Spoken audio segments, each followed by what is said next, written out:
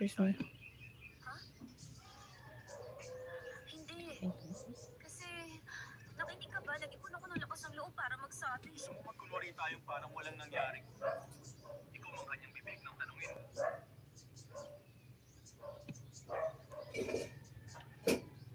Saka gusto ko ikaw malaman ang katotohanan sa kaso ng anak ko.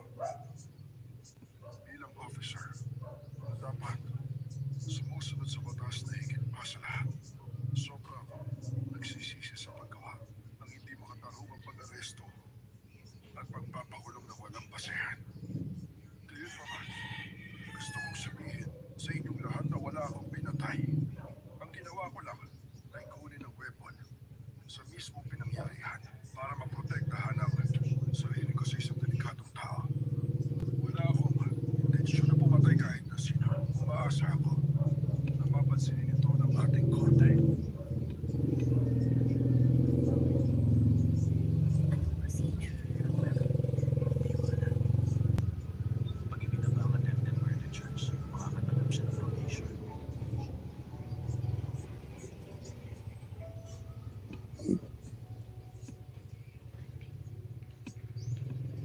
Hello.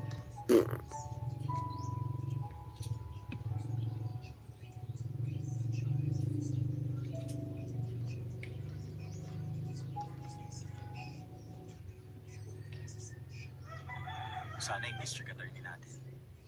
Mali. Hindi na pala ikaw ang DA. Sana yung dating DA. Magkaroon man lang ng kahit konting kahihiyan.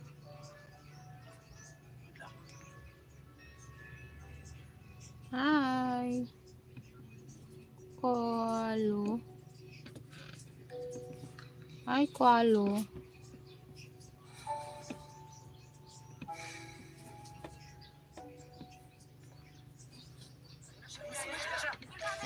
Sir, anong masasabi mo sa publiko nang inigalit na galit sa'yo? Sir, ano po Isang masasabi former niyo? district attorney na lumabag sa batas. Kaya ba talagang malasatan ng mga makapangyarihan ang kanilang mga Ang kaso? iyong pinag-uusapan ng tungkol sa personal mong paghihigante. Ano masasabi mo tungkol doon? Ano pakiramdam mo sa dishonorable resignation mo? Meron ka bang intensyon na pagpatay? Ano po masasabi niyo, sir? Sir! Ano po ba ang totoo? Tuluyan na nga nagbitiw sa kanyang pwesto ang district attorney na si Jiang Muyo.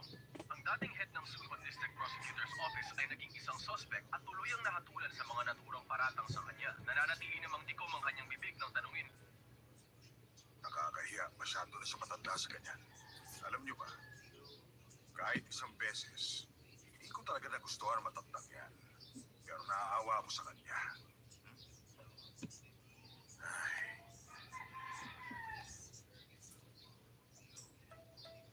Pag nakikita ko kayong dalawa, mas lalong naiinis ako. Sandali, ikaw ba mas naiinis ngayon? Nasa akin na yung suportahan kayong dalawa. Magtatrabaho ako mabuti, Mr. G. Ako din. Mas gagalingan ko pa ang trabaho ko dito. Ay, no. Para tuloy ako naging baker teacher. Boss, huwag kang aalis, ha? Magiging mabait kami. Kailan ang final trial ni Jung Yun-soo? Ang defendant na si Jung Yun-soo ay brutal na pinagpapatay ang mga gang rapist sa kaso ni Park So-young bilang paghihiganti sa kanila.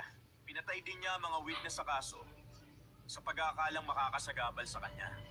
Bukod pa ron, pinagtatanggol pa rin niya ang kanyang krimen na walang nararamdaman na pagsisisi. At isa pa, nagalit siya dahil ang kanyang mga pagpatay ay nahinto.